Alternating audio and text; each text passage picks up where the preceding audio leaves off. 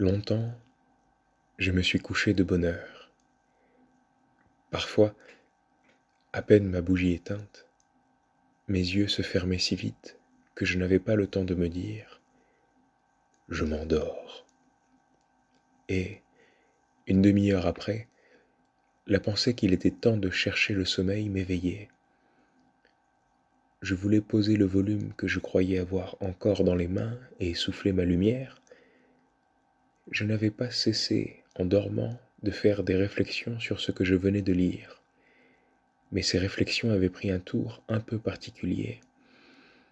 Il me semblait que j'étais moi-même ce dont parlait l'ouvrage. Une église, un quatuor, la rivalité de François Ier et de Charles Quint. Cette croyance survivait pendant quelques secondes à mon réveil.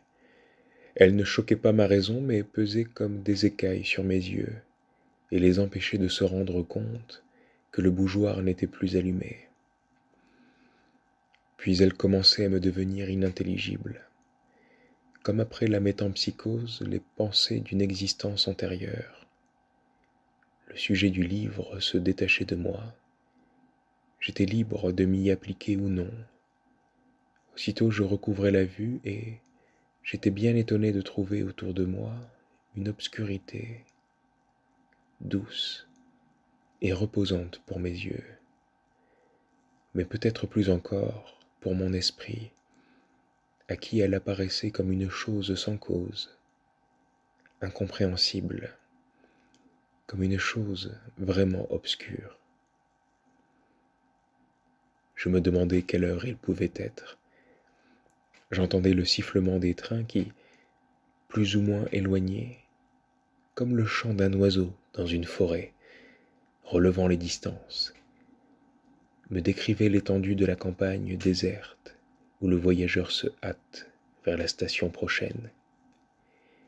Et le petit chemin qu'il suit va être gravé dans son souvenir par l'excitation qu'il doit à des lieux nouveaux, à des actes inaccoutumés, à la causerie récente et aux adieux sous la lampe étrangère qui le suivent encore dans le silence de la nuit, à la douceur prochaine du retour.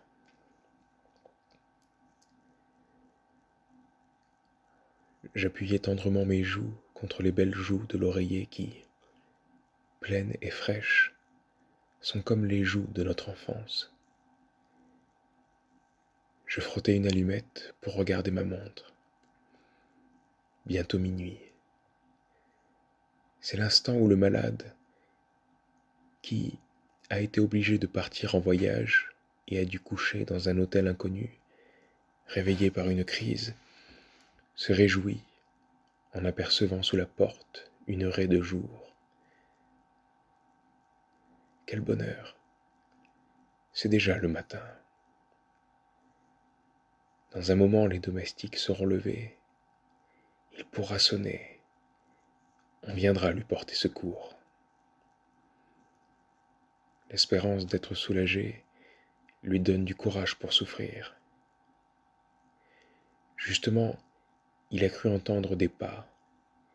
Les pas se rapprochent, puis s'éloignent. Et l'arrêt de jour qui était sous sa porte a disparu. C'est minuit. On vient d'éteindre le gaz. Le dernier domestique est parti et il faudra rester toute la nuit souffrir sans remède. Je me rendormais et parfois je n'avais plus que des courts réveils d'un instant, le temps d'entendre les craquements organiques des boiseries,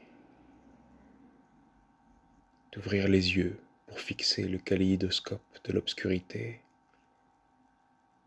de goûter, grâce à une lueur momentanée de conscience, le sommeil où étaient plongés les meubles, la chambre, le tout dont je n'étais qu'une petite partie, et à l'insensibilité duquel je retournais vite m'unir.